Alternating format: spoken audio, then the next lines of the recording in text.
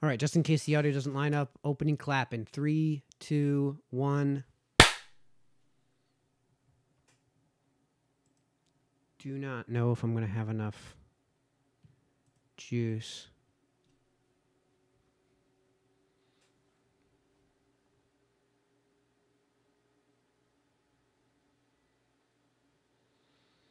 Okay, looks like everything's going to work. I hope the recording works out okay, too.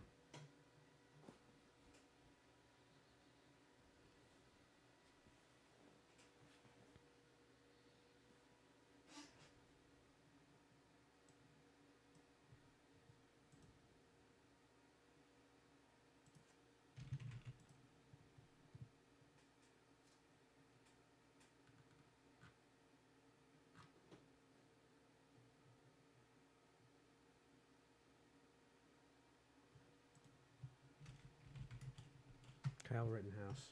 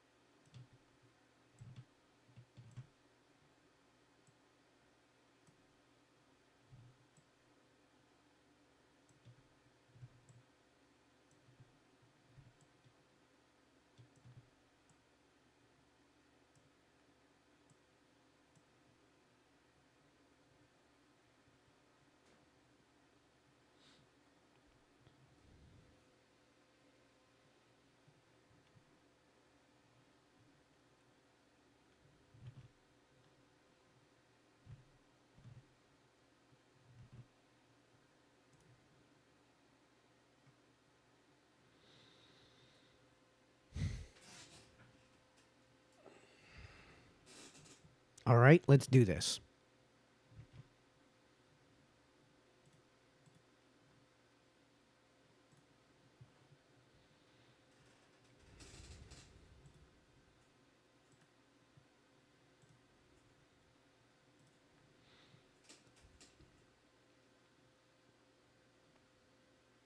All right, just making sure if you guys have logged on already, just making sure everything's connected all right. And that looks like that's the case. So welcome everyone to an incredibly impromptu episode of the Mike Sanello Show. Yes, we are going to get into more regular broadcasts as soon as I get the time. Hopefully that'll start next week. Before I get started, if you are interested in seeing more of what I do, if you like the show and you want to see more of the show, then the best way to do that is to support me on my Teespring store. That's the link is in this video's description, and that link is teespring.com/stores/Sinalo. I should have that information off the top of my head. I don't know why I don't know that off the top of my head. I'm going to try to post a recap of this video onto YouTube, onto my channel on YouTube, which is youtube.com/C/Captain Phoenix. So that's the Captain Phoenix channel on YouTube. The reason I'm doing this video is because the thing that I go to get away from all of the headaches in this world is sports. And as you all know, I am knee-deep in the world of politics. And although I'm not a politician myself, I'm knee-deep in all of it. I keep myself well-informed. I'm involved in commentary. I have my own show, which does this exact sort of thing. And, well, I go to sports to get away from all of this. So my favorite sport is soccer, and Dan Rice likes to joke that it's not a sport, ha ha ha, or that it's a sport for girls or something along those lines. Dan, if you're tuning in, shoot me a buzz, and I'd be happy to chat about you, because today's episode is going to be all about gaslighting and the unwarranted creeping of politics into sports generally. So I'm going to go ahead and just do a little bit of sharing of this video, so you'll have to bear with me as I do that sort of sharing, just so I can get people in on all this. But we're going to get into, let me do this, and let me talk, Dan Rice, it's a pastime. He's talking about baseball. So baseball has been the sport I've grown up with watching on TV. Now, that's partly because the highest levels of soccer just were not possible for me to watch until roughly 2003, 2005-ish, when, when La Liga, when the Europa Leagues, when Bundesliga, and when the EPL started coming into the United States. And that's when I was able to start more avidly watching and following my team, which is Liverpool. But the team I was born into is the New York Mets. And today, folks, the New York Mets finally capitulated to the mob. They finally kowtowed to the belligerents and the utter lies and gaslighting the mainstream media are telling you. And in this case, as you may have heard, and we covered it on the Liberty Block with my friends on the Liberty Block, libertyblock.com. Check us out. Facebook is just at the Liberty Block. We wrote an article about this that we've been updating continuously as more information comes out about the shooting in the police shooting in Kenosha, Wisconsin. And the video, it should be no longer news that the NBA is barely a sport at this point. It's barely a sport. It is utterly succumbed to a completely left-wing narrative. Now, I was never a huge fan of the NBA. I loved watching Jordan because, you always love watching the best of athletes do the best of things, right? So Dan, Dan is a friend of mine, and we've co-hosted together. The Liberty Block Live for a while now. And I'm hopefully going to be able to at least bring in his audio, and I'll send a link, Dan, to you for a Zoom meeting I've got put together here. Hopefully I can get that. Hopefully I can get that link out for you, Dan. Why is this being so difficult to find? So, yeah, Dan, I'm going to get you, let me go to my Zoom page and see if I can get Dan. Meetings, webinars. Let's do this one. And where is the invite? Copy invitation. Okay, we'll copy that. And Dan, message is coming in right now. If you want to talk about the creeping in of politics into sports with me, Dan, I'd love to have your thoughts on the matter. And hopefully we can get a good conversation going on all of that. But even without Dan, well, baseball has been in this sort of realm the least political.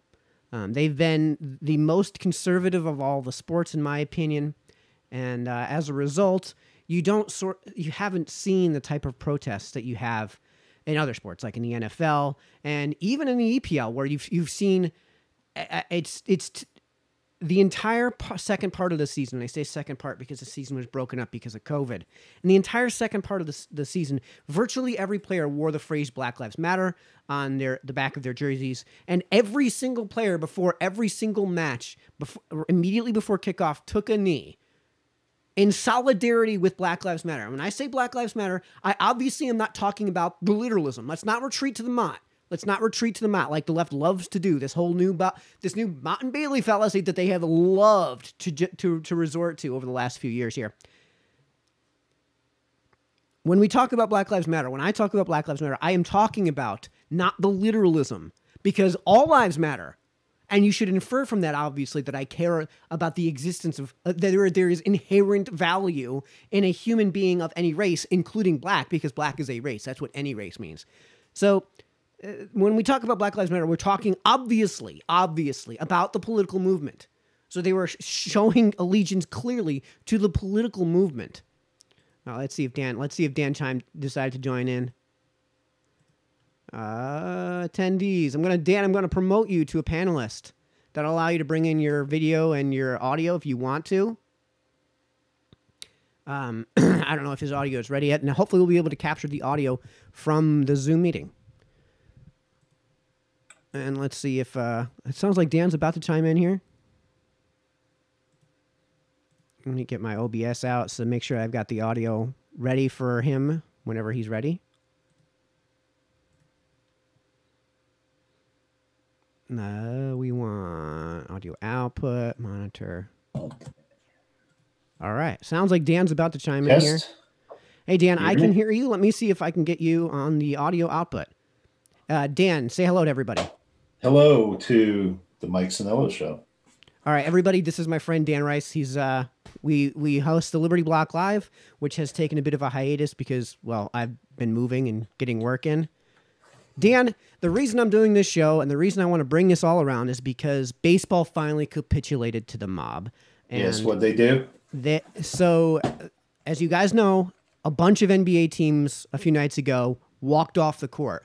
And the entire NBA basically said, no, we're done. We are going to cave in because of what happened in Kenosha, which was, as Dan, as you and I know, as information unfolded, as we got more information, this sounds like it's going to be a justified shooting.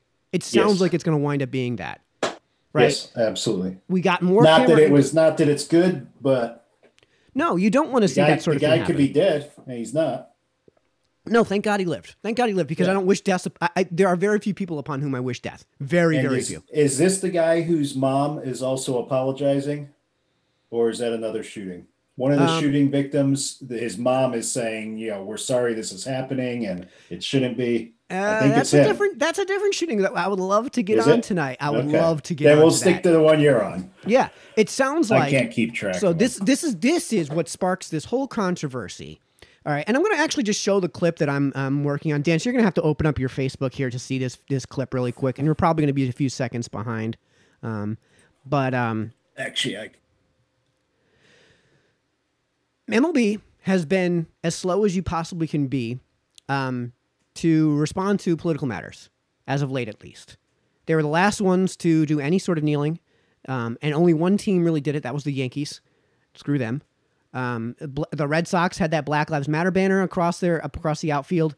Those two, it really doesn't seem to have been much to go on with Black Lives Matter, which is, by the way, a radical Marxist organization that exists to destroy everything we value in this country.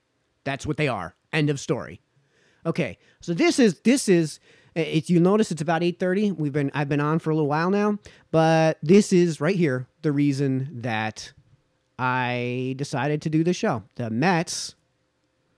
Yep, here it is.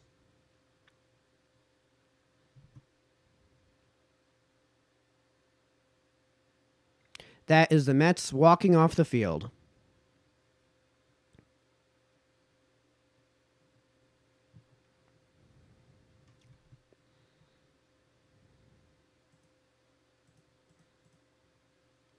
Let me just make sure that I have my output capture on there.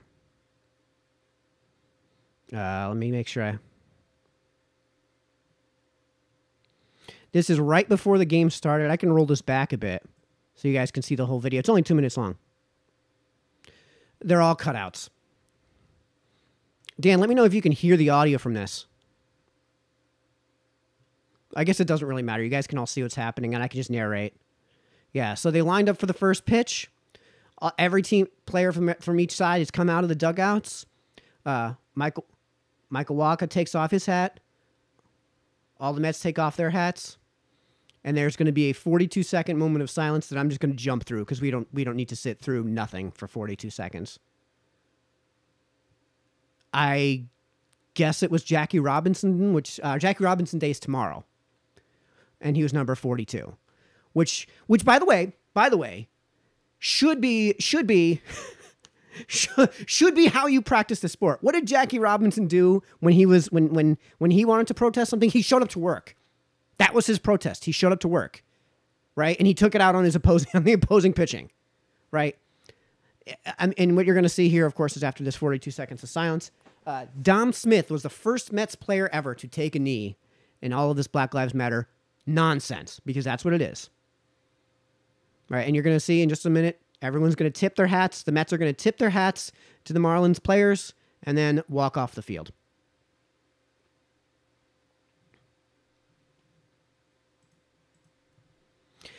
It reads to me as though as a forfeit, and the penalties are severe for doing what they just did. So if everybody can just bear with me and give me a chance.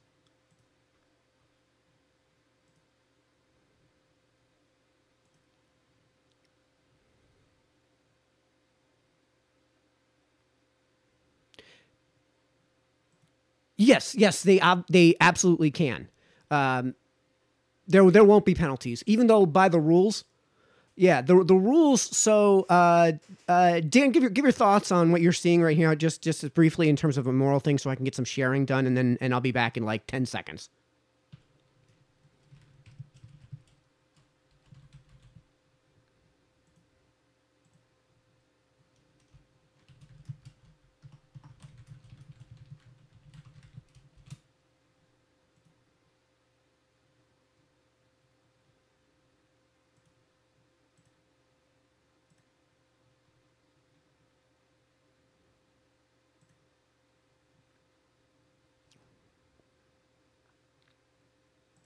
Exactly.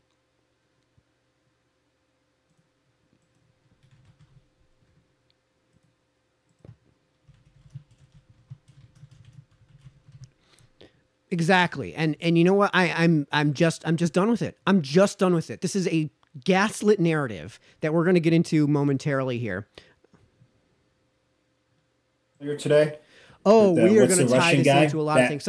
So first things first. Very beginning. First things first. Let's talk statistics, right? The reason that cities are burning is because of this bullshit narrative, and that's what it is. This bullshit narrative that police are just willy-nilly going out for no good reason and just having fun, having their way with unarmed black men who are totally innocent and have no warrants out for their arrest and have no prior record that would indicate that, hey, this person might be troublesome, right? That hey, you might want to have your guard up. No, they're just willy-nilly killing black people by the millions or by the thousands or by the hundreds or by the score.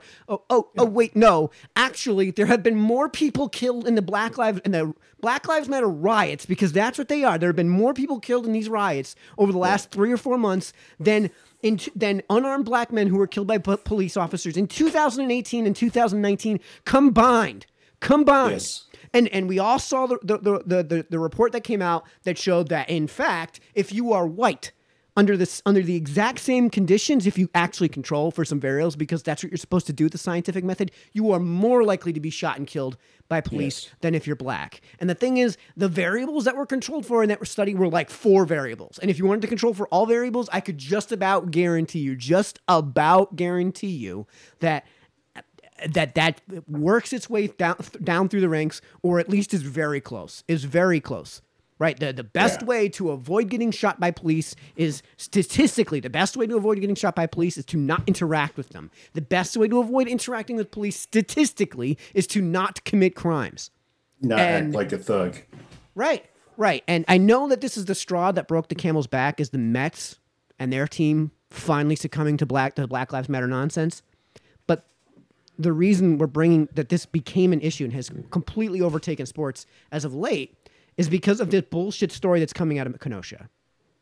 And Dan, I know you saw the same videos I saw, right?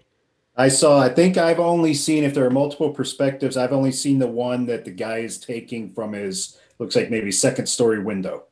Okay, so there's a second perspective. We on the Liberty Block linked that in our article. Dan, would you be able to share with everybody the article from Liberty Block for me? Because I updated the hell out of that article. I don't even know if I saw it. Let me try. Because I don't know if Elliot got, I don't know how many, I don't know if Elliot actually got his 2 votes, but 2 green lights. But is this the one that I said no? That's the one that you said no, and it was the one where I said you need to make a lot of edits before I give you a green light. Then how would I link to it if we didn't officially publish it? We did publish it. So, okay. It seems as though Elliot has not updated this at all. So I don't want to share it. I don't want to share it. But we put in all kinds of links in this updated version of the article. I might be able to bring up the links at least in my from looking at it through Gmail, just to be sure. But I'll describe for everybody what happened. Dan, interject if you think there's something I need to say. Mm-hmm. Okay. So let me get this article out. And the only reason I'm bringing this article up is so I can get the links out for everybody.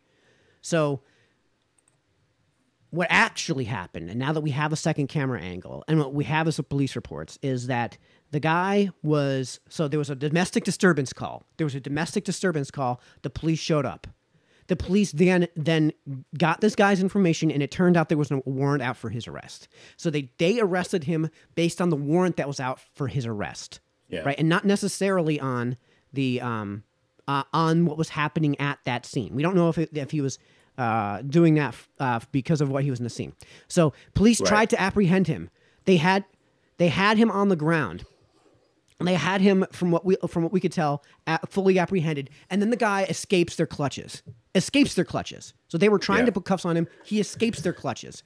And then he storms out around to the back, to the front, across the front of his car, and into the front, and then into the driver's side, opens the driver's side door and leans forward towards the floorboards or the mat of the driver's side door. A few police officers. It's obvious he's not climbing in. He's reaching in. Right. He's not looking to sit down in that seat. Correct. He's reaching for something on the floor is what it looks like to us. I think that's a reasonable take from what we saw. Yes. All right. Police are repeatedly telling him to stop, to not go into the car. He's completely disobeying orders and completely disobeying the instructions that were given. The police now have their firearms drawn before he goes into the front of the car. So for Dan, for you and me, if a police officer draws a gun on you, what's your response? I'm stopping where I'm at. I'm not even breaking away. I've been arrested. I don't hide the fact. I've been arrested a couple times. I had a DUI problem several years ago during a dark period of my life. I cooperated the entire time. They were polite the entire time. Yeah, people are going to blame it on me being white or something. But the fact is, I was cool to them. I knew that if I fought them, it was going to get worse for me. So I went along with it, and I hoped for the best on the other end of the process. Right. Hold on. I have to turn off the monitor. Especially in today's world. We're talking 3 years ago. I went through all this. But in today's world, given what's happened in the last year and a half, 2 years, you don't walk away from them. You stand there. If it takes 2 hours to talk through whatever you're talking through, you do it. Right. And the other thing is, like, the worst case scenario in almost every single case. And I realize, Elliot, if you're watching, I totally get it. There is such a thing as a crap cop. There is such a thing Absolutely. as a crap cop. And Dan, I'll go one step further and say, if we want to talk about a systemic problem, there is a problem built into the system with the hiring process with police because they don't self-select for incredibly highly value-oriented people. They don't self-select for that, right? They don't self-select for Eagle Scouts. They don't self-select for Merit Award winners. Right? And a huge part of why that's the case is because of their public sector union protection. So, you know, if you guys... And we've said get rid of the union as a first step. Yep. Start there. Let's see what that does, and then we'll talk from there. Right? Yeah. So, Elliot, I am with you on that matter. Absolutely. And Elliot knows how I feel about Brailsford here in Mesa. That's what turned me and got my eyes opened. I watched Daniel Schaefer get played with like a cat playing with a mouse for 12 minutes before they shot him. I mean, that guy in Atlanta. I get Elliot's point of view. That guy in Atlanta, and we're going to talk about the poor kid, Kyle Rittenhouse, who was 100% right in everything that he did. Yes. 100% right, not in everything he did. But he was clearly acting in self-defense, and he 100% should not spend a second in prison because of his actions in what were clearly in self-defense. Yes. And we'll get into that in a minute. I don't know if I want to show a video for that. I have to bring up the video on a moment's notice. Okay, so this is what happens. That guy goes around the front and reaches into the front seat. What we now know is that there was a knife there, and that he admitted. Well, I won't say what his intentions were with that knife, but let's take a guess. Let's take a guess what this person, who, by the way, the warrants that were outstanding were for domestic violence. Were for domestic violence, right? Which included sexual assault. Assault. Right. And this guy has priors on his record. So, like, we're not talking about an Eagle Scout here. Right. Right. We are talking about a convict, a thug. And I'm not saying thug because he's black, because there's another guy in the next story we're going to get into who was a thug, and he was as white as it comes. Red-haired. I'll just step in right now, and hopefully none of my family's watching or will listen to this, and it breaks our heart. But I have a nephew who's, again, as white as they come, towhead, and he's a thug, and he's in prison right now for upwards of 10 years, unless something happens to his case. Because he has the thug mentality of you don't rat on somebody. He took a rap for somebody. And even the arresting officer said that. Tried to talk him out of it. But nope, I'm not ratting. Wonderful. He has the thug life mentality. And he would have been adopted into Hitler's Germany based on his looks. That's how white he is. And I mean, that's somebody you know. Being a thug is not a color issue; it's an attitude issue. Exactly. That's why the word thug derives from Germanic languages, which long predate. Actually, I thought its origin was the Thuggee in India, the cult Thuggee, which was casually mentioned in the second Indiana Jones movie. According to the Atlantic, that's the case. Etymology and Wiktionary. Again, I would trust my books on the wall more because they predate social justice warrioring. Do they predate Indiana Jones and the Temple of Doom? I would hope not. Jesus. From the Hindi. Okay, yeah. So the word thug has no origin in Africa. It's originated from Hindi, which would be Asia. Which we adopted. I mean, we adopt. Yeah. Well, it probably came out of change as they become probably came out of uses. The colonial era, where the British adopted British. Words from. They culturally appropriated words. Everything. Well, that's funny that you say that. Just a tangent on that. My son went to a charter school for a little while, and mandatory foreign language class.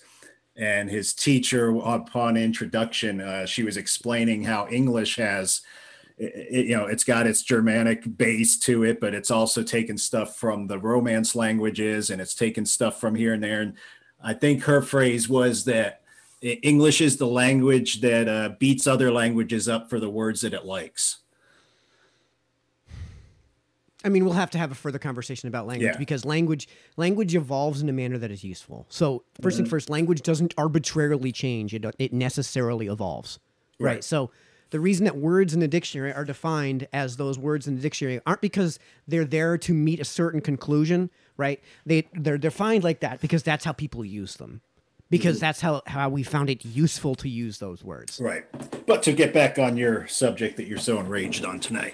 Yeah. So the reaction. So he's coming around the front of the car. So he comes around the front of the car, reaches in for a knife. Any reasonable person under that circumstance knows what his intentions are with that knife. Like, let's not be naive. Let's not be Vosh and say, oh, well, it could be any one of a million other circumstances. Yeah, he might use that knife to time travel. Who knows? Because maybe he's got the technology built into that knife to time travel. He might have a steak on the front seat that he's going to cut into pieces and share with the officers.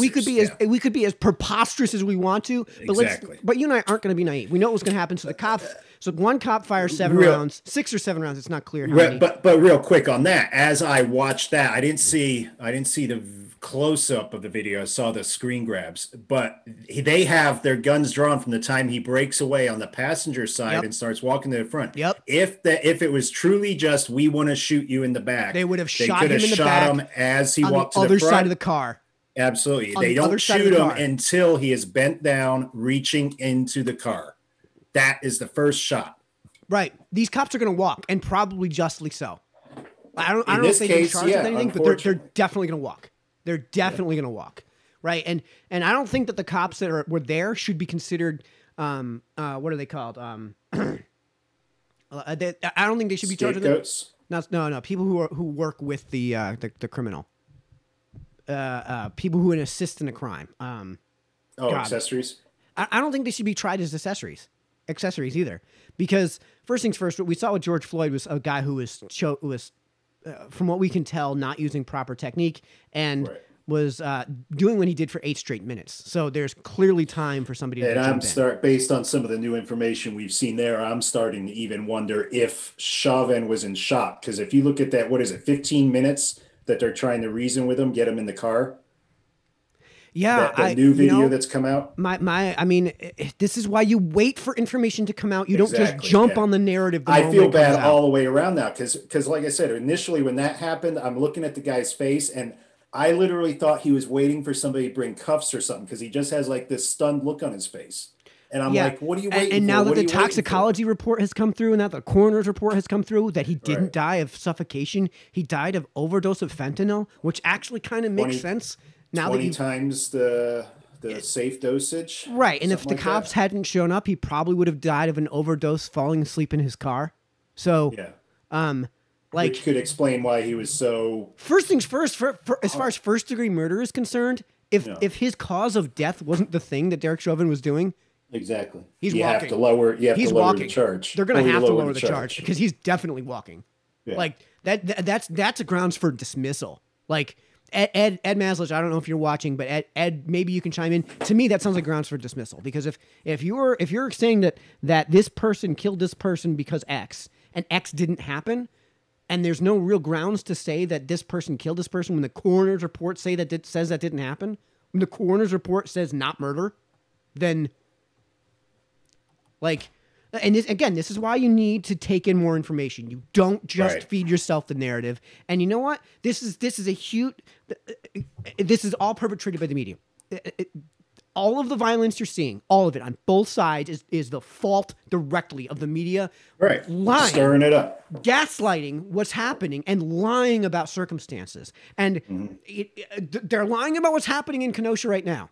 They're lying about what's happening in Kenosha right now, right? If you go to look up the number of deaths that have happened from Black Lives Matter, in fact, I know I might just Google that right now and bring that screen up.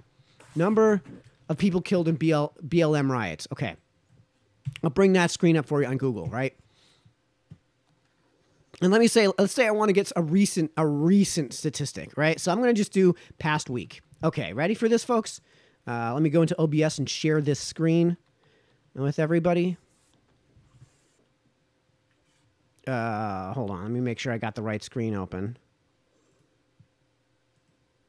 Number of people killed. Okay, yeah, here we go. So we're going to scroll through this because why not? This is the results you get from Google about the number of people killed in Black Lives and BLM riots. That's all I typed in. Number of people killed in BLM riots, and I set the thing to sort for past week. We get the Wikipedia article for George Floyd protests.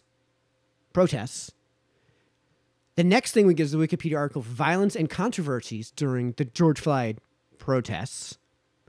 And then everything else is about, okay, 17-year-old arrested, killed after 2 killed during unrest in Kenosha. Kenosha, teen charged with murder after 2 black lives. It doesn't finish that up. ...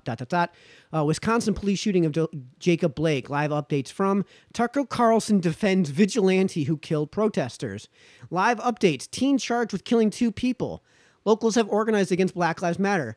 Police release information about victims killed in Kenosha. Excuse me. So we can no longer get this data on the first page. We can no longer get that data because as soon as you and I said it on our show. I don't remember how long ago it was or which episode it was, but you and I said it on our show that imagine if one person was killed by the libertarians who are protesting against the lockdowns. Imagine if one person was killed by that. Yeah. And this is what we're saying. One person gets killed by the proverbial other side, if we're going to call it that, and we're going to get into the reality on the ground of the matter. If one person was killed, completely dominates the narrative. You can't even get Google. You can't even get Google to honestly cover this shit anymore. Well, as of I don't know how many years, I found an article here, a place called Summit News, and the article was published on June 4th, and that it must have been like just before that date. Their headline is "Riot Death Toll Now Higher Than Total Deaths of Unarmed Black People for a Whole of 2019." And this is over 2 months ago. This is pushing 3 months at this point. So how many have died? It was published on June 4th. And as of that date, the death toll from rioting was then higher than all unarmed Black people in 2019. And so however many deaths between June 4th and now, add that to that. Oh, yeah. So we're at least at 30 because July 5th is over 30.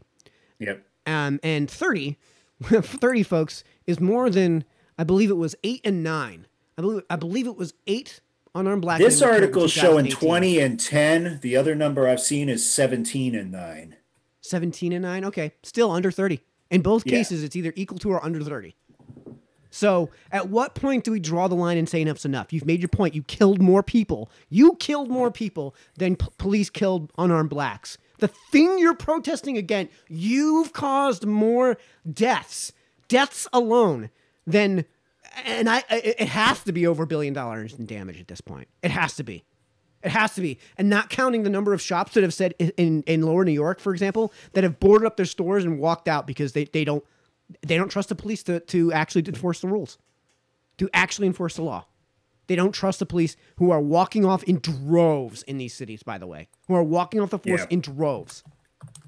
I think I heard here, and I'm not directly in Phoenix, but I think they had, or maybe it was New York City. I heard, and this is probably a month ago, like over 200 cops had put in their retirement papers, like in one day.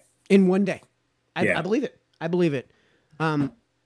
So this person that we talked about from the other side, the one person, the one time. So what happened? So the mayor of Kenosha, who is a shit mayor, no other reasonable, rational way to describe it. I have to curse. He's a shit mayor. Refused to allow the police to actually do anything about the riots that are destroying Kenosha. We've all seen the images. We've all seen the footage. We've all seen the footage of the black dealership owner who had his whole dealership destroyed, despite the fact that we've all seen that picture. Oh, was he black? I think he was. The picture I saw. The picture I saw was only of the back of him, so I couldn't see, and it was a low light image. Let's say he wasn't. He would say he wasn't. I could see all the burned out cars. We all saw the his image. His sign had a message of support, and they still burned them to the ground. His sign had a Black Lives Matter label below it in like 4-inch lettering, right? So you could see it from a mile away with a backlight and everything. And surrounding this lighted sign are the flames from the wreckage that Black Lives Matter rioters have brought onto the scene. And I'm sorry, but no, this is this gaslighting of mostly peaceful protests. The protests become no longer the story. The protests become no longer the story when it turns into riots. right? If you have Right. 10 people sit down on a table with 10 people from the other side, and one person of those 10 people on the other side takes out a flamethrower and sets the table on fire, obviously the other side's going to be like, hey, you guys need to do something about that guy with the flamethrower. Like, that's the rational perspective on this. That's the rational take. And what happened, of course, in Kenosha is that there's no police. Who do you think is going to enforce the law now? I'm sorry, I was responding to a message from Ed. He's actually tied up at the moment. Was there a stand down order? Did I ask that? A stand down order for what? On Kenosha, where the cops told to stand back and let happen what happened? Stand down order on By the mayor. You said horrible mayor. Did he say don't step in? I don't know how it was officially listed, but he wasn't allowing the police to actually go out and police. I know that's what happened. I don't know if it was an official stand down order. Okay. It may have been one of these things where, like, he refuses to allow them to police certain areas where he knows this shit's happening. Right. But from what I understand, he's not allowing the police to do their job, and he's refusing to call in the National Guard either. And Arizona's sending, I just saw, I think we're sending 150 troops, but I don't know if that's Kenosha or at the request of the Wisconsin governor. I don't know if that's. But that did just break probably half an hour before you told me you were going to go on. Right. And here's the thing, right? Like, what do you think was going to happen when you disband the police? What do you think is going to happen? You get vigilantes. You get militiamen. This is what happens every single time you do this. This is what happens. This is what happened in Rwanda and was basically the origin of the Rwanda genocide. This is what happened. This is what happened in Uganda when Idi Amin took over.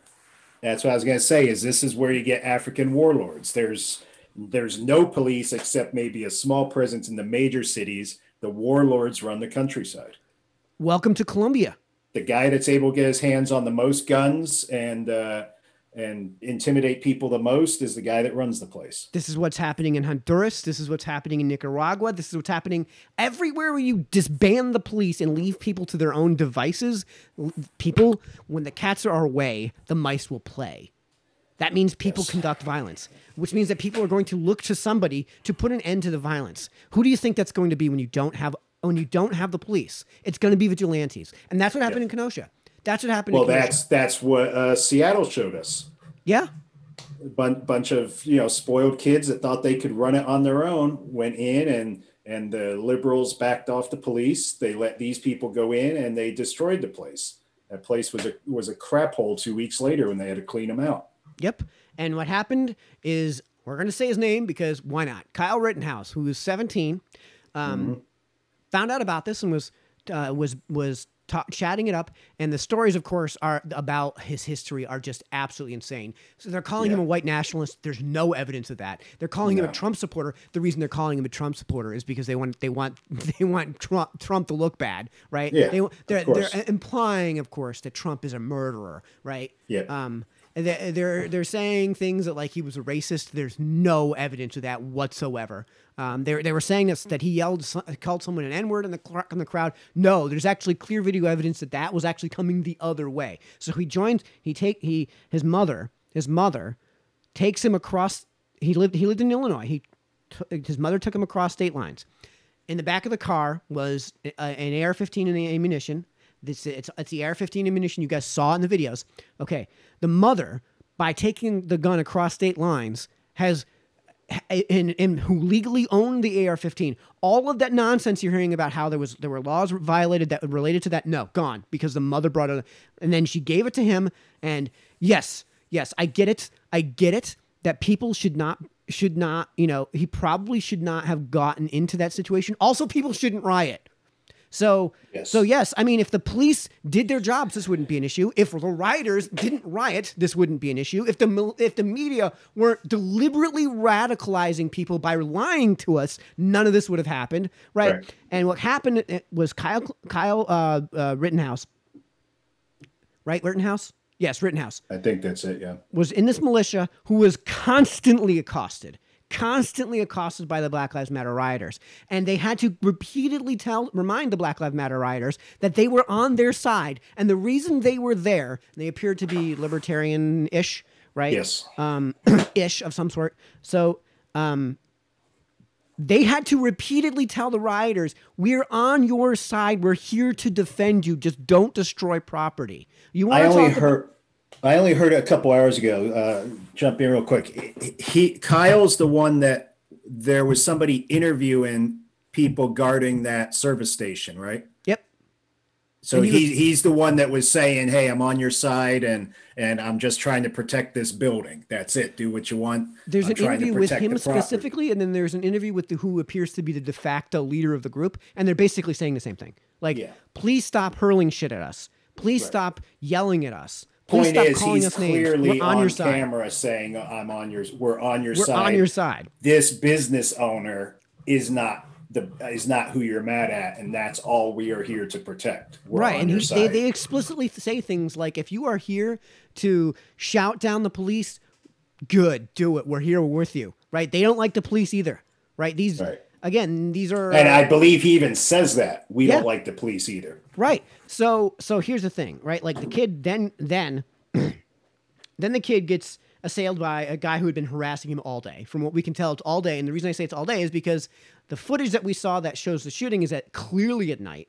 And the footage we see from this first guy that gets shot is of him yelling at the shooter, who's Kyle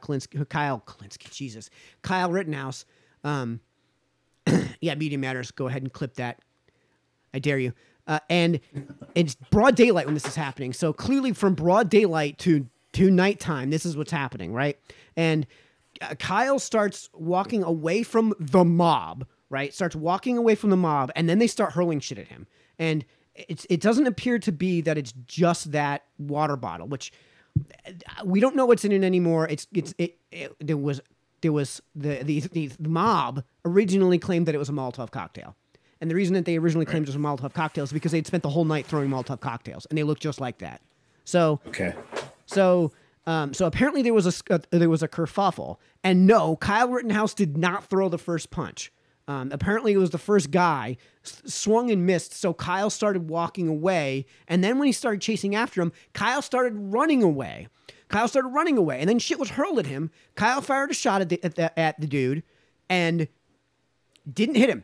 The first shot didn't hit him. Reportedly was a warning shot, is what I've recently read. Whether it was a shot that didn't land on his target or warning shot, at this point we can't make that determination. True, I would say from the footage I saw, it looks much more like just a plain miss than a warning shot. That's what I would in either case suspect. The first shot doesn't hit him, and then the guy keeps chasing after him. While Kyle is trying to get away. Sun Tzu's The Art of War, the most difficult part of war and the most successful artificers of war are ones that avoid it, are ones that are able to avoid engaging in violence. Yes. Right? You don't want to fight. The gun is there so you don't have to fight. Right? It's there to say, here's the gun I'm going to use if you decide to fight. And I don't want to use it, so don't make me use it. Okay, cool. That's what Reagan in the 80s, mutually assured destruction. Right, you have the nukes. My bombs are bigger than your bombs, and I've got more of them. Yep. So if you fire off one, we turn your entire country into a plate of glass in minutes. Mm-hmm. Right. So the guy starts chasing after him, throws something at him. Kyle fires off a shot, and then he continues to chase after him. Then Kyle, after he continues to chase after him, get chased, shoots him in the head, drops. So the assailant then drops. Okay. Here's your cold-blooded killer, folks. The cold-blooded killer then fires, amongst other people, apparently, fires a few shots into the air to disperse the crowd so that medical treatment could be taken care of, so that the violence could come to an end, and immediately calls the police on himself. And the exact words he used were, "I just killed a guy." He didn't right there in the moment. The guy was still alive. And it looks like he's about to get in the way of a reporter who was a medic at the time, who took off his shirt to try to subdue the bleeding that was coming from the assailant's head. And he gets out of the way. That's your cold-blooded killer, folks. That's the narrative that the left is trying to tell you, that this is some cold-blooded serial killer who went there to cause violence. No, He went there to make sure there wasn't violence going on. That's the whole point of what he was there for. He makes that point explicitly clear, right? Yes. After he has surrendered himself by calling the cops on himself. So he's already surrendered. A group of people can be clearly heard to say, "Get him, get him," and then they start chasing after him. And you know what he could have done, Dan, is he could have just taken that AR, and opened fire right then and there, spun around and just dropped bodies. More likely than not, it was a 30-round magazine. I heard he only had one magazine also. Right, so it was probably 30 based on the footage I've seen and based on most standard mags are 30. Could have been a 20. Odds are it wasn't bigger than that. But either way, that's how many bodies do you think a kid like that could drop with 30 rounds? 10? Easily 10. If you wanted to just with a good bodies, shot, but in the dark, yeah. I mean, depending on how close they are. I mean, it's dark. Knowing he's got one hand on his phone, probably comfortably 10. 10. Yeah. No, he turns around and he runs away. He turns around and he runs away while shit's getting thrown at him, and a mob of people, not 2 or 3, a mob of people are chasing after him, most of whom are saying things like, "What happened? What did he do? Does anybody know what's going on here?" So none of them, they're all just sheep. What did he do? They're all just sheep looking to kill a dude, right? And so he trips and he falls. It looks like he trips and he falls. I don't think he was actually brought to the ground. I think he just trips and falls. I think he tripped. Yeah. It looks like he does. One guy comes over to foot stomp him. Right, and it doesn't look like he actually connects on Kyle, but only barely misses. But that doesn't matter. His intent was to kill the dude. Clearly, was to kill the dude. Right, with this heel job to the face. Yeah. Right. Kyle then fires off a shot. Does he fire off a shot then? I think he doesn't. He doesn't fire off a shot at him just yet. No, I think I'm trying to remember. I think the rifle actually slipped out of his hands for a minute, doesn't it? For a second. He has to recover the rifle. Everything we're detailing about the actual shooting is like a minute long, like 60 seconds long. So there's a lot happening in a very short amount of time, including just the time walking away. Okay, another dude comes over and it looks like he actually connects, but not well with the skateboard. Tries to skateboard him in the face, right? And then he grabs the gun. And he grabs Kyle's gun. And that's, I think, when you hear the next series of shots begin. That's what I'm kind of one shot gets fired and misses. And then the next shot hits the guy in the stomach. So the guy with the skateboard who was looking to dome this guy with the skateboard.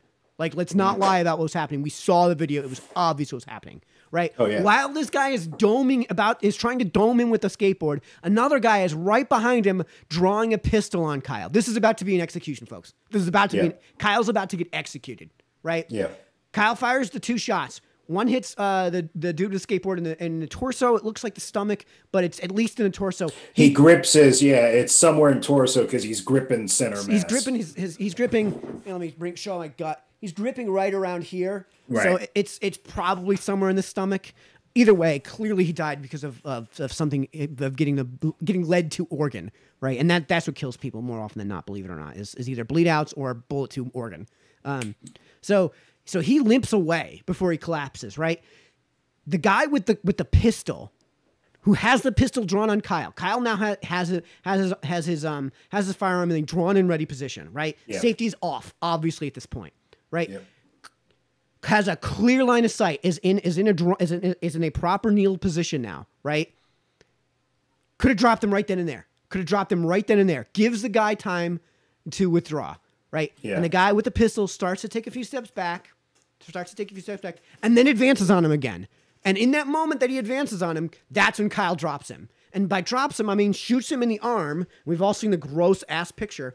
And disables him, right? Yeah. And again, if he was a cold-blooded serial killer, he would have fired another one in his throat. Instead, he doesn't. He gets up to his feet, and there's another guy behind the guy with the pistol who seems to be advancing on Kyle, points the gun at him.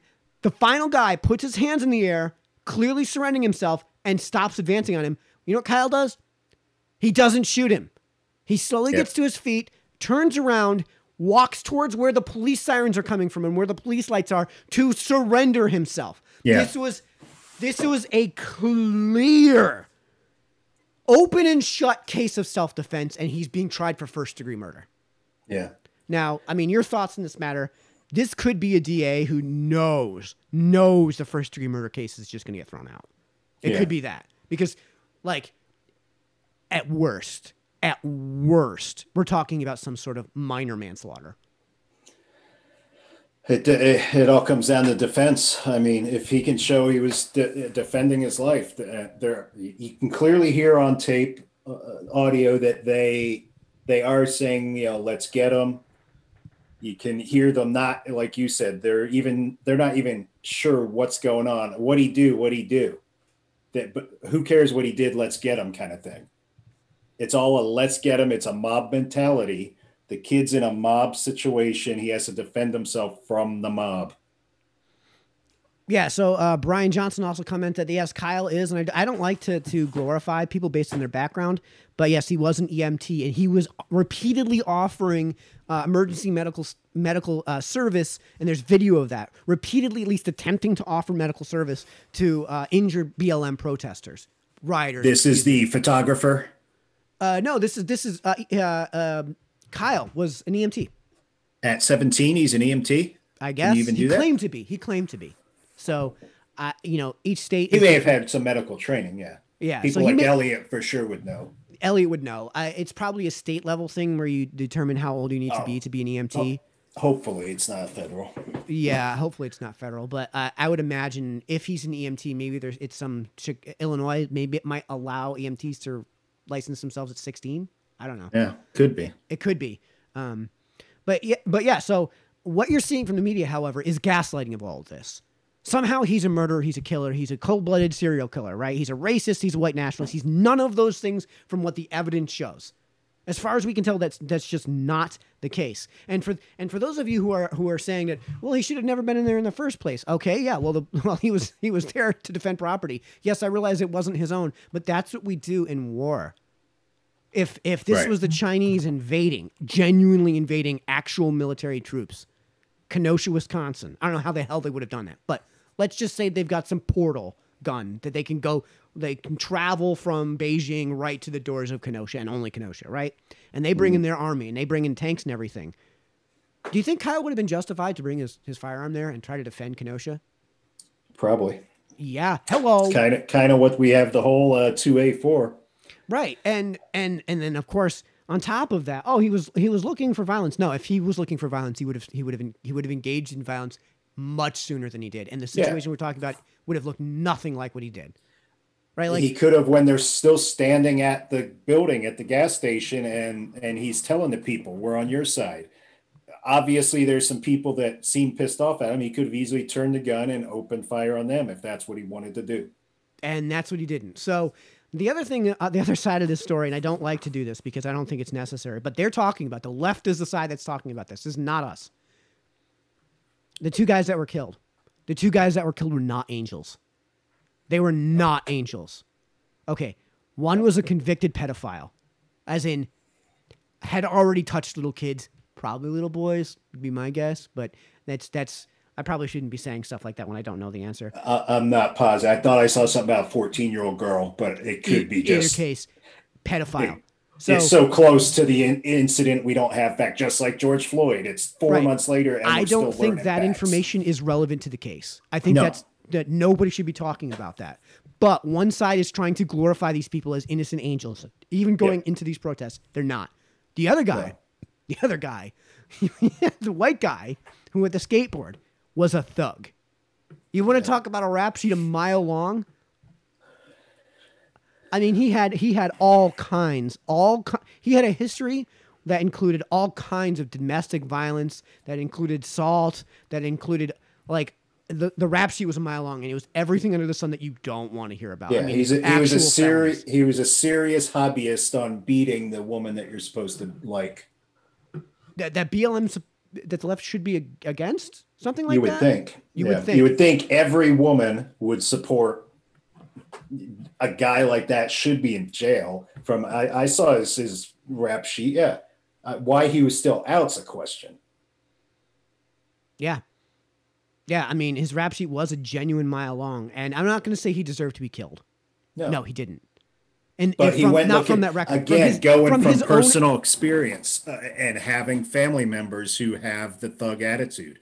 These were two guys who had a history of not respecting people's property, not respecting people's health and safety, of looking for trouble. They have a history of looking.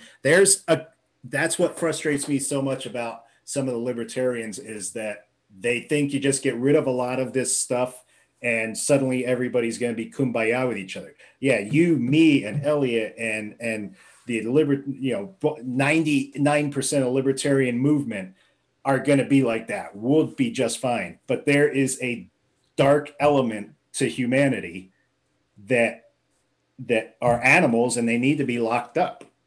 Yeah. And yeah, they and will seek out trouble. They'll Yeah, seek out trouble where they can find it. Here's the thing. Who do those vigilantes answer to? Which vigilantes? The vigilantes in Kyle? anywhere. Who do vigilantes answer to?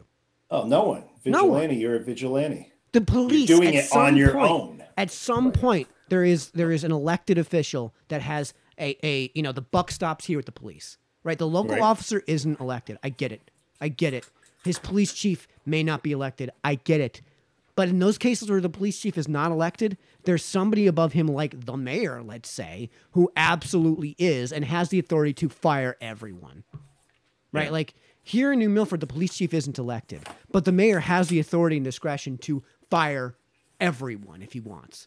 Right? So that's why one of the fundamental roles of government, one of the just roles of a government in a society, and I hate siding with the government perspective on this because it sounds like I'm a bootlicker, but yes, a minimalist government requires a police force, requires it, right? And let's not gaslight too the defund the police movement. Like that is a movement to abolish police. They're retreating to their Mott. They're conducting in Mott and Bailey again, right? Where no, we don't mean defund the police. We don't mean abolish the police when we say defund the police. We just mean get rid of the entire mechanism which actually allows them to exist in the first place.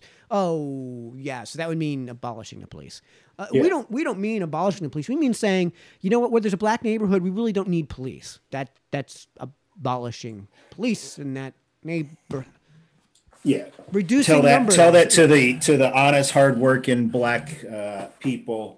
They shouldn't be able to buy anything from military surplus. New Milford, Connecticut, just this past week, finalized the paperwork necessary to make the transfer of a helicopter into our town. The police force now has an observatory helicopter. There's no firearms associated with it. There's no weapons associated with it of any kind. It's basically a spotlight in the air. It's a spotlight in the air, and that's it. But it's military surplus. So are the police allowed that? Because if they don't go to military surplus, they're going to have to go to the open market, and that's going to get expensive. Yes. The reason police force buy military surplus all the time is because they're cheap as hell. And where else are you going to get the stuff cheap as hell? Yeah. Right? Like the overwhelming majority of body armor in certain precincts is military surplus. Yeah. Because it's cheap. Well, that's where allowed. So that is kind of my pet peeve because I think that's partly where the militarization of modern police forces come from. And this came about under Bill Clinton.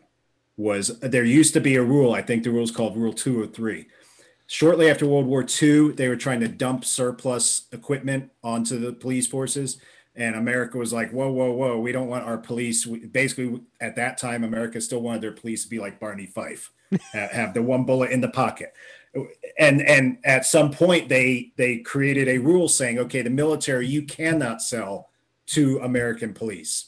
So there was this rule until the 90s when Clinton did away with it. Basically, our military would then sell to France and all that. That's how they dumped the old stuff, is other countries would buy it. Clinton did away with that rule. And then that's when you started to see all the cops. Think about the cops you knew in the 80s.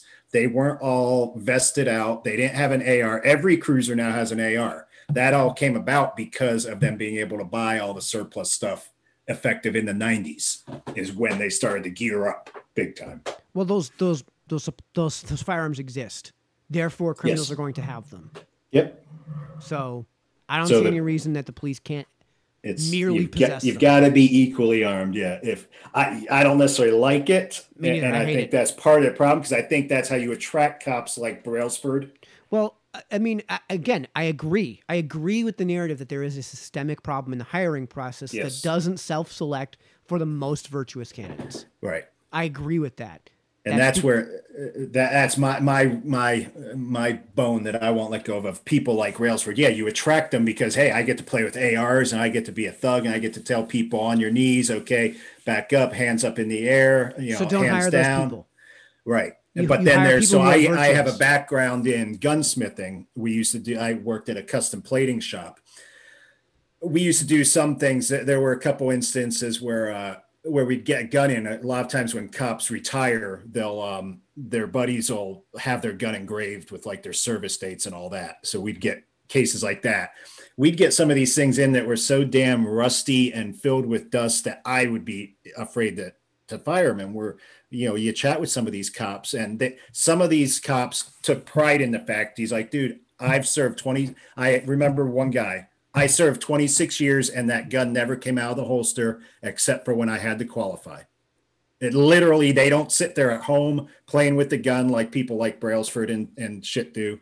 They literally, it goes in their holster. It's a tool that the good cops hope they never have to use. And the good ones go 26 years. And literally, if you saw the dust that came out of this thing, a non-gun person probably would laugh at the condition this gun was in. Yeah, and here's the thing. Like, I'm with Elliot when he says things like we need to hold cops to a higher moral standard than the average citizen. Exactly. I agree. Yep. I agree, because they have a certain degree of authority that we have granted them that exceeds the average citizen, which, by the way, is a huge part of why you have the talk with your kids, black, white, or indifferent.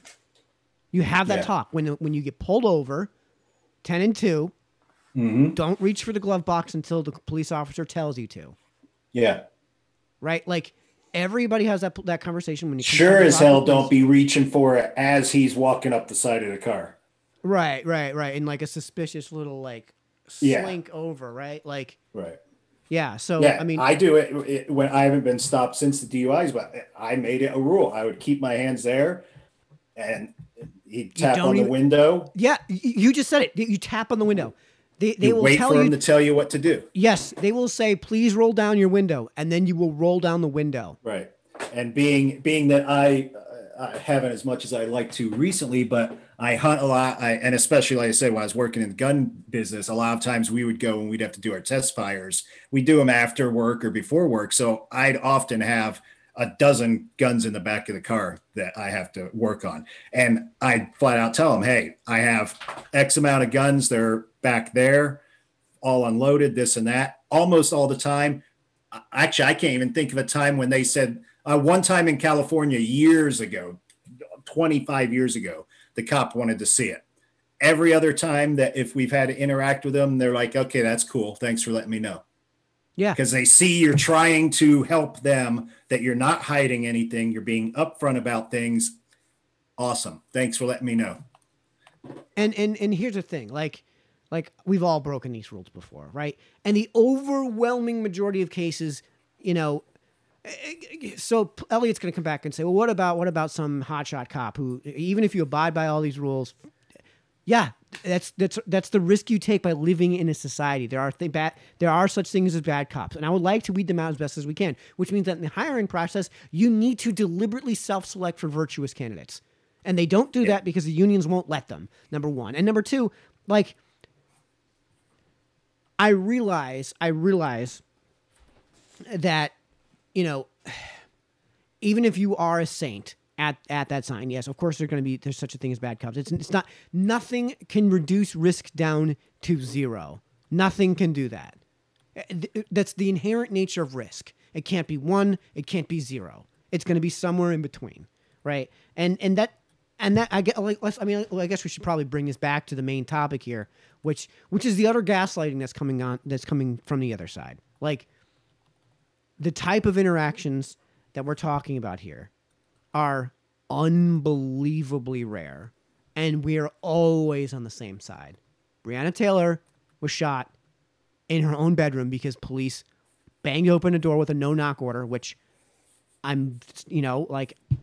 think we may need to relook, and I think we may need to have a look at no-knock orders, right? Like, there's a time and a place. Perhaps we use them too often. Was she in? I've recently seen something, and I'm asking it. I'm not being sarcastic at all. I saw something, I want to say yesterday. I haven't had a time to research.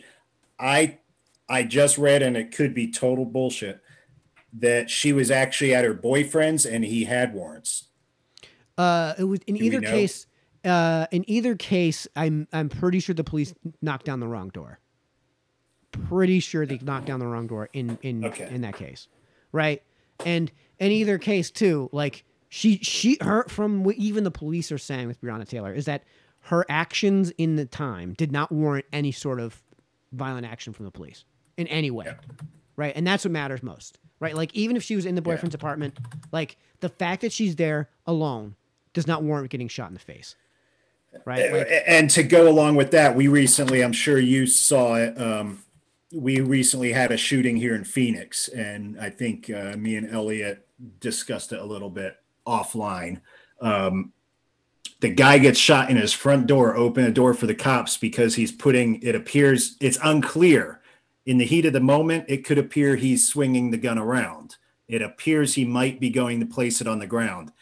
It's still stupid. You don't even reach back there. You tell the cops, you put your hands up, tell the cops, I have a gun in the back of my waistband. You keep your hands up till they disarm you. But the guy reached back there and grabbed it and dropped it. Point is, girlfriend or sister, whatever, comes out 2 seconds later, not even. The kid is still writhing in pain before he dies. And the cops don't do a thing to her. He pulls her off to the side, tells her to start breathing and all, and does a quick check of her. He doesn't even pat her down really to make sure she's not armed. I mean, I've seen videos of this like online where you have like a side-by-side video of two different black guys. One black guy's in his car. He's got his hands attended to. Police officer knocks on the window, rolls down the window. Police officer says, I need to see your license and registration. And the fellow says, sure, I will show it to you. It's in the glove compartment. I just need to inform you that I am carrying a pistol, a firearm, or whatever. And in both cases, they all go through that. And then the next response the police officer says in both cases is, all right, I need you to step outside so I can disarm you. One guy says, no problem. The other guy says, fuck you. And the end of the interaction winds up one guy gets shot and the other guy gets a written warning and walks away fine. Right. So, I mean, there's something to be said for that. And I don't mean, again, to tell people to be bootlickers. There is a time and a place for civil disobedience. Gandhi is a hero because he engaged in that civil disobedience. One of the things that made him a hero was that he accepted the consequences of his actions. If you want to resist arrest against the police, you know what's coming. You know what's coming. MLK went to jail. Well, he also went to jail, right? Like, that's what I mean. He chose to go to jail. He knew that's what he needed to do to promote his cause. Yeah. Yeah. And if he just is another thug who assails the police officers trying to arrest him and gets shot in the face, well, then we don't get any speeches. Because he went to jail. He went to the letters from the Birmingham jail were from the Birmingham jail. Like, he doesn't make any of these famous speeches until he comes out of prison. Well, out of jail anyways. Yeah. And we don't have that. We don't have that. That doesn't help his cause. That doesn't help his cause. And this gaslighting we're getting from the left isn't going to even help their cause. And it's being reflected now in polling numbers for Joe Biden, which plummet every single time another one of these stories comes out of a city being completely overtaken by a leftist mob. And now, like, I mean, I don't know what to do about sports, man, because they've fallen into this. They've fallen in line with this. They're now lockstep in line with the wildly ridiculous radical leftist narrative. And I believe the polls are turning on people backing BLM. Oh, yeah. I saw something yesterday that says there's a lot of people based on the way they're presenting some of these cases. Who was the one? I saw some post and it was, I think it was on the dude at the car. And there was somebody that made the statement that this isn't the case. We want to waste the political capital that we've built.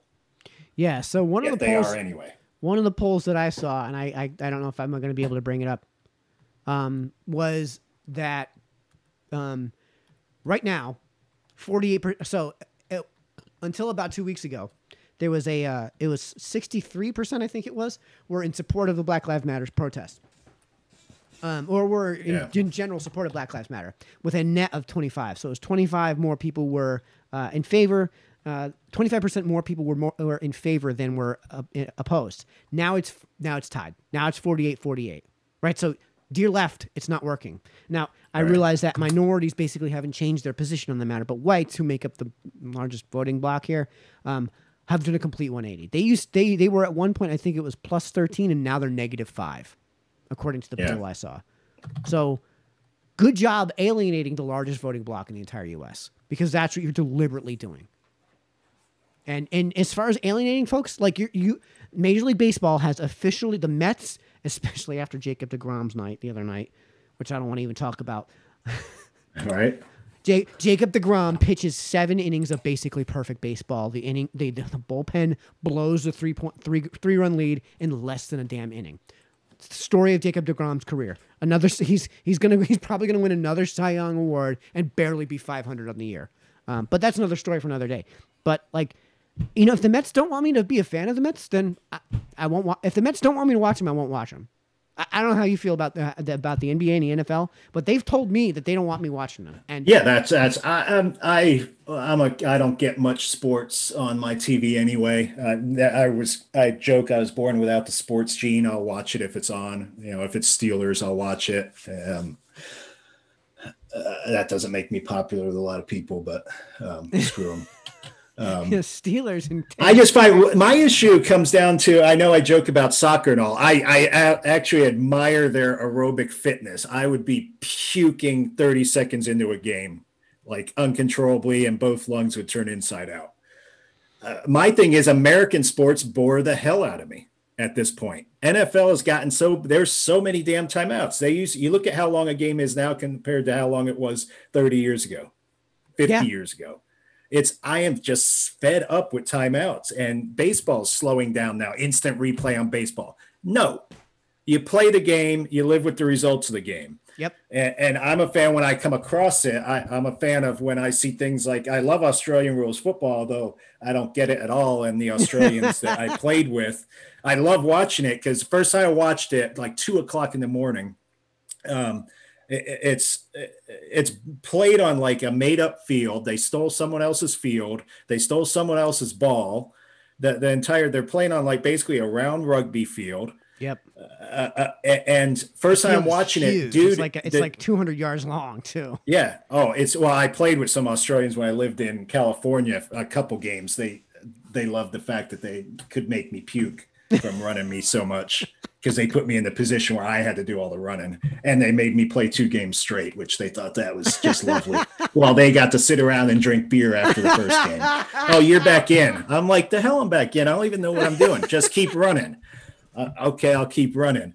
But first time I'm watching it and I see them elbow somebody in the face. I'm like, oh, there's going to be a foul there. And they keep running. I'm like, okay, the ref didn't see that or something. Okay, I'll keep watching.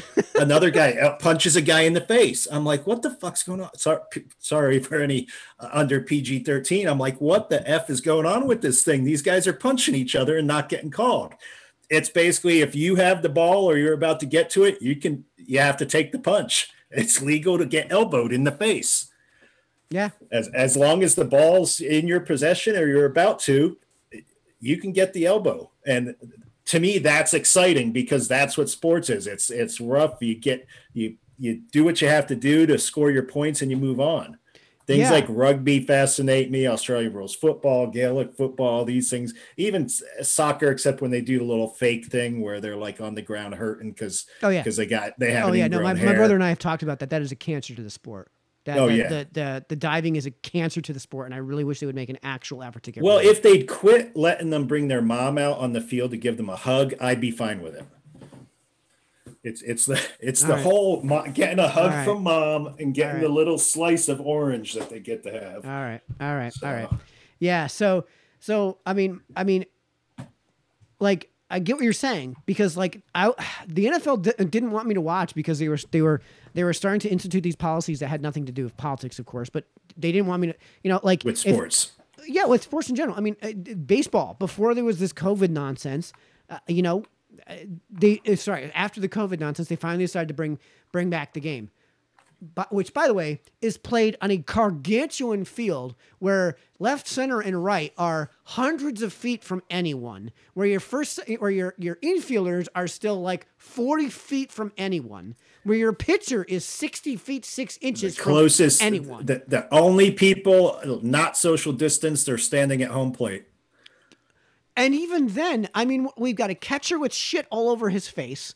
Who's mostly looking down, who's mostly looking at a totally different vantage point from everyone else. Like, I get it. Yes, in the locker room, they're not going to be able to do this. I get it. Yes, in the dugout, they're not going to be able to do this. But that's what they're doing right now.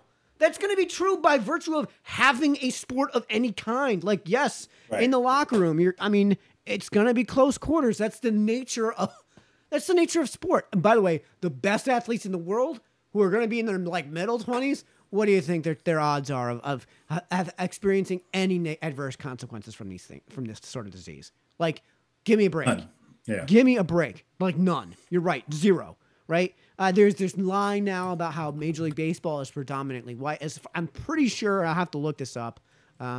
Racial makeup of MLB. 29.1% were Hispanic, compared to 16% of the U.S. population. 8.5% were black compared to 13%. Only 8.5% black? Well, it's because they're probably gravitating, not as a racist thing, they probably gravitate more toward basketball. Well, and, you can only play one sport at a time. So if we're going to say anything about race when it comes to sports like that, then it's going to be that the NBA self-selects for tall players. Who are the tallest people in America? Have Muggsy get in. Yeah. So, the other thing is that, like you said, like with basketball, what do you need for basketball? You need a court, you need a ball. Right. Okay. How hard is it to get a court and a ball? A court isn't very long, isn't very big. No. With let's take soccer. Let's take something that doesn't require much either. You need a ball and something that could suffice as a goal in a colossal field of grass. Where are you going to put that? Right? Like, to bring that indoors would be utterly ridiculous and incredibly expensive. Right? Yeah. The same thing is true as football. The same thing is definitely true as hockey. And again, not being the sports follower, but I caught a blurb. Is it baseball or football? They're only allowed to play in open top stadiums because of COVID. They one of them there. It's like, are you freaking ridiculous? How many millions There's of not going to be cubic anyone feet? in the damn stands. Like, right.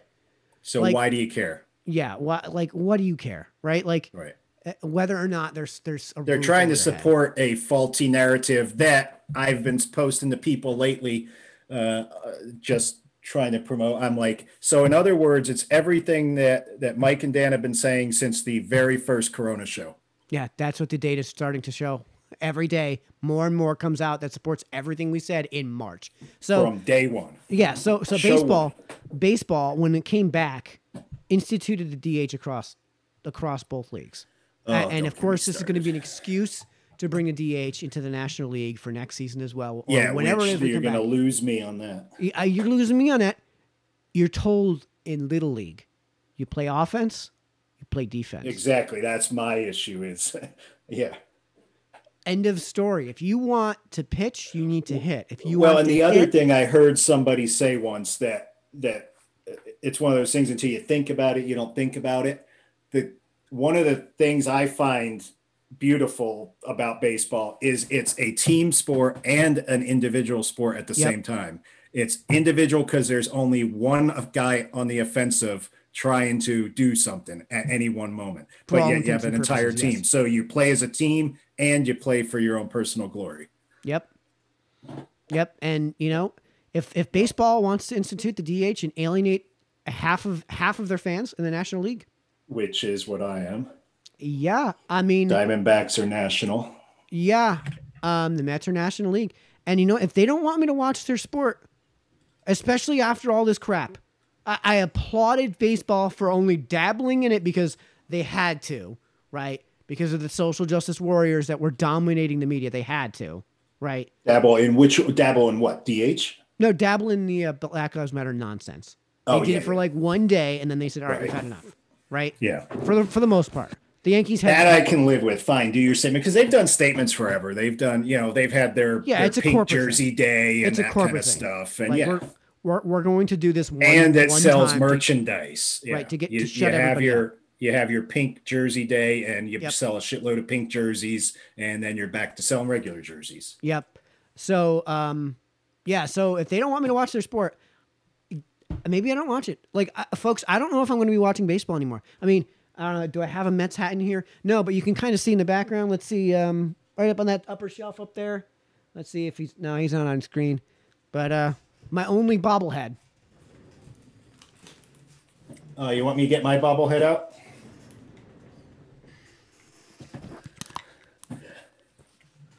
My only bobblehead, which, is in the background. I don't know if you can see it or not, is Mike Piazza. He's a Met, right? This is the team. This is my childhood team. Excuse me while I get my headphones resettled here.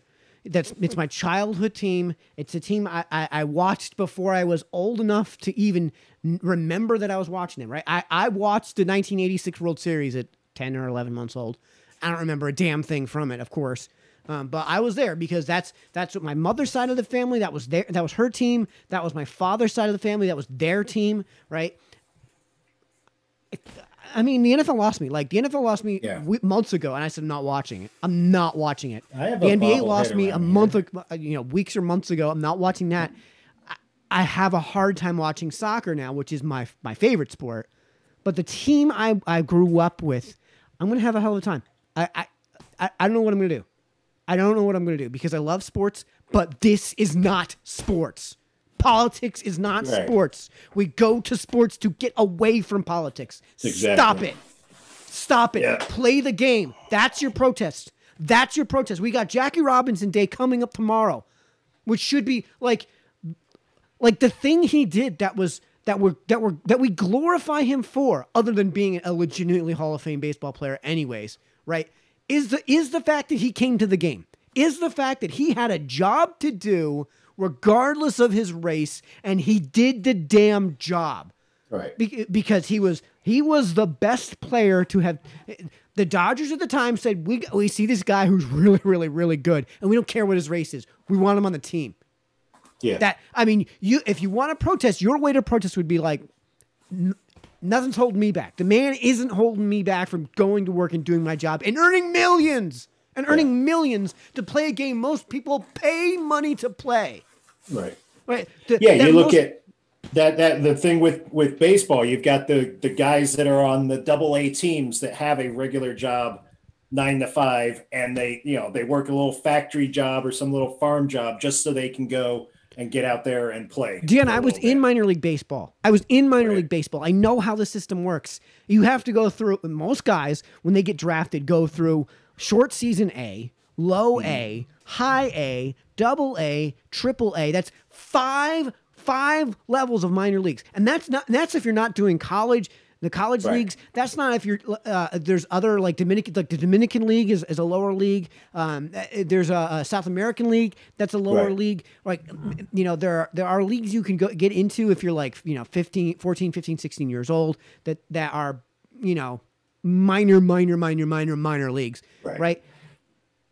At low A. So you're basically just like you're pretty much on track to actually start entering your pathway to the Major League Baseball. First things first, almost nobody makes it from low A, but still in low A, those guys were getting $1,000 a month stipend. They're getting free rent on a shithole apartment where they were cramming like 10 guys into a room.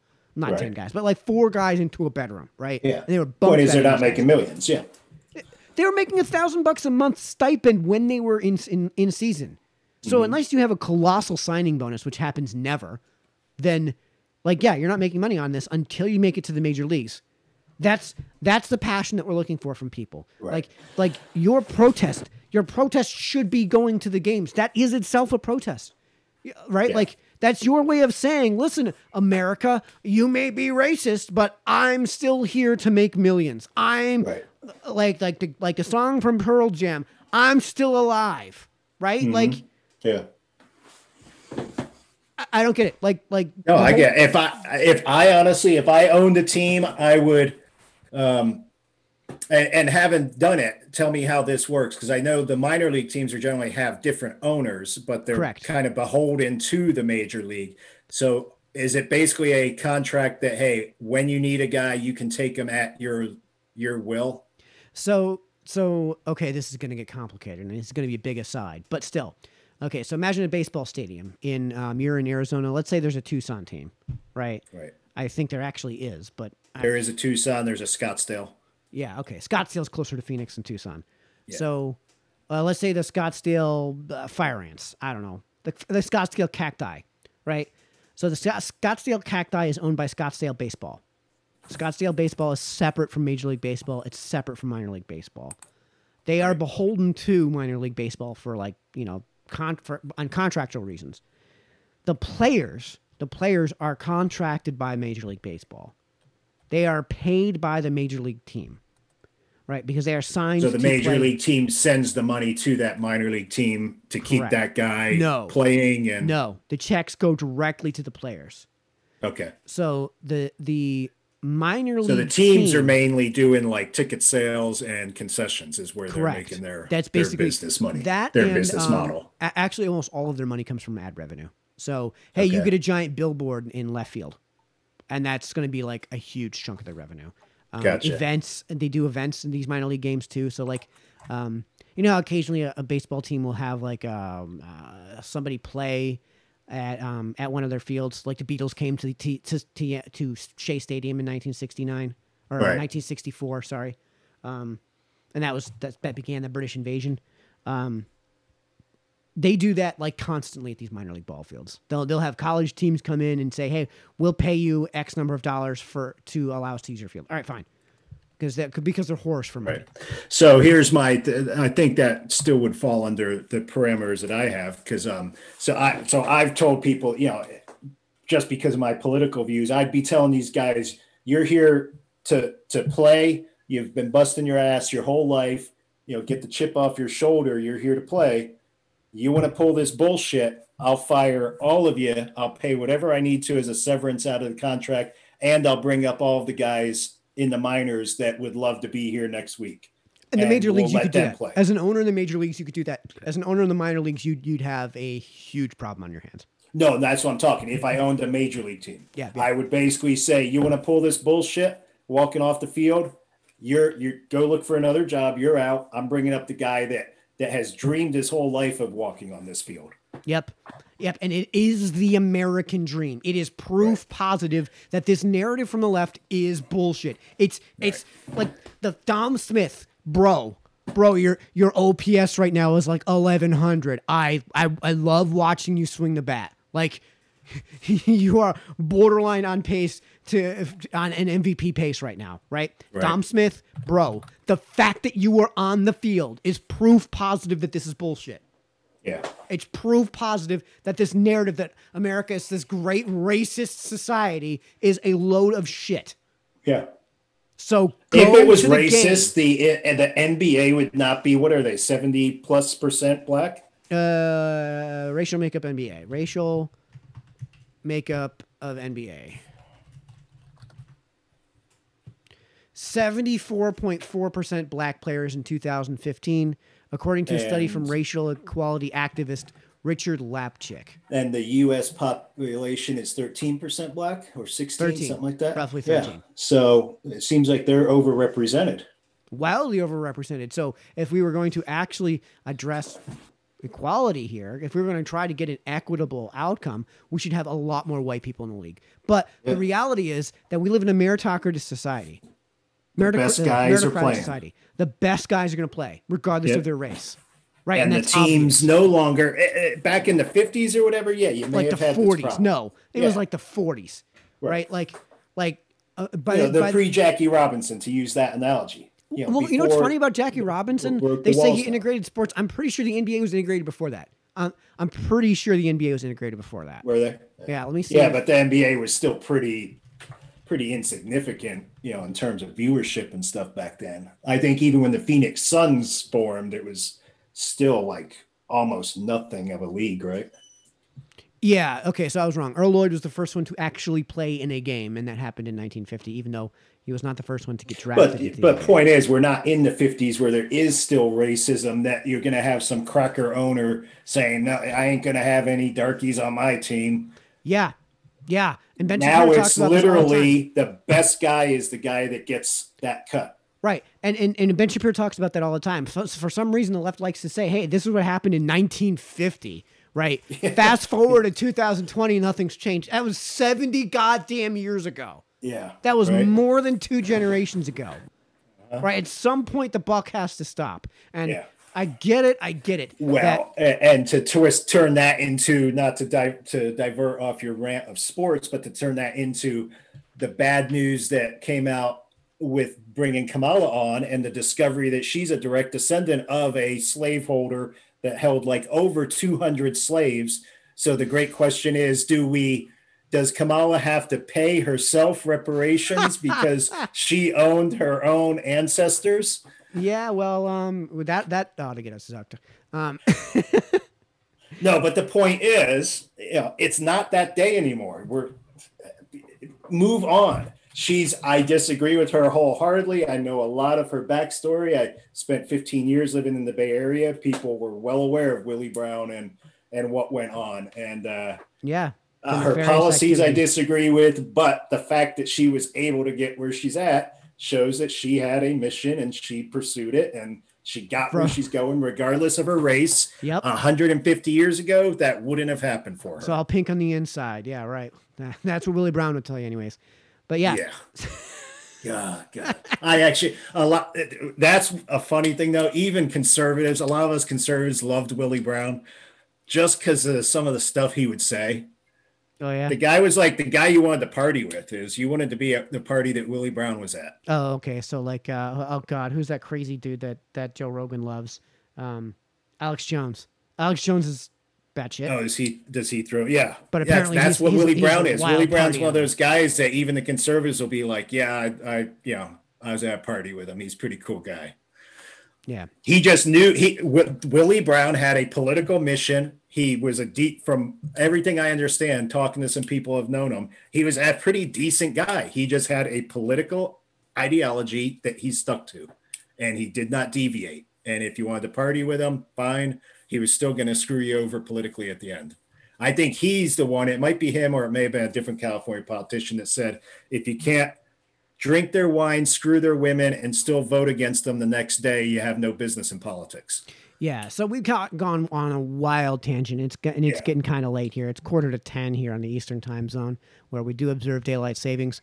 But yeah, so if you guys want to follow me, you can follow me on YouTube on the Captain Phoenix channel. I'm on Twitter too, God forbid. I'm going to try to get more active on Parler. That's my profile there is M. Sinello. I'll try to get this video uploaded onto our library. You need to drop that link for the video we watched today. Yeah. What's the Russian guy? Yuri something? That clip of him in the beginning, because I think we started to get there and we were supposed to circle back.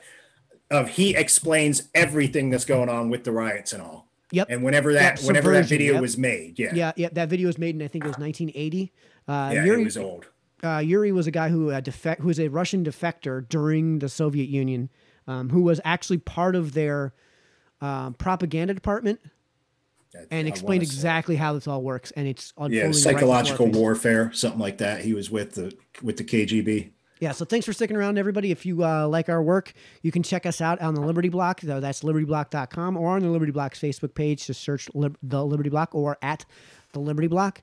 If you want to support my show, if you like what I've done, check out my Teespring store. That's teespring.com/stores/Sinello, or you can just go to teespring.com and search for Sinello. I'm the only one on there, and man, do I've got some t-shirts on there, most of which I cannot. I just saw them first time today.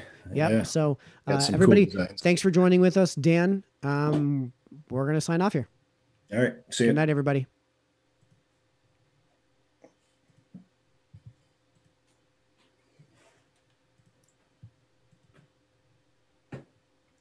All right, that's clear. Let me end the recording. All right, closing clap just in case in 3, 2, 1.